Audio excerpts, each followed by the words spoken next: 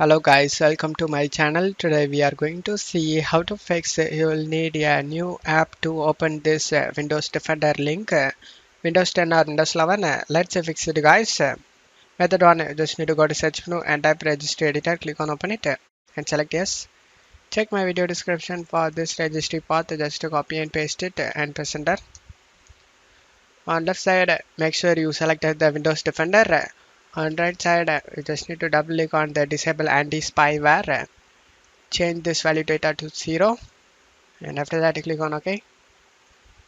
Do the same thing for disable antivirus. Just change the value data to 0 and click on OK. And after that, just to close tab here and go ahead and restart your PC. After restarting your PC, you can check if the problem solved or not. If not, method 2, you just need to go to search menu and type PowerShell. Right click on the Windows PowerShell and select Run as Administrator and select Yes. Now check my video description for these commands.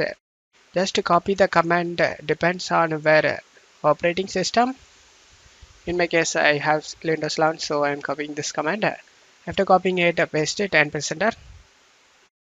You just need to wait for this command to get done.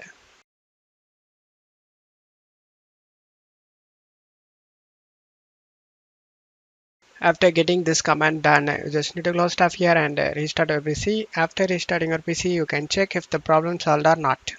I hope one of these methods fixed your problem. If the video helped you, don't forget to leave a like guys. You can also subscribe me and support me guys. Thank you.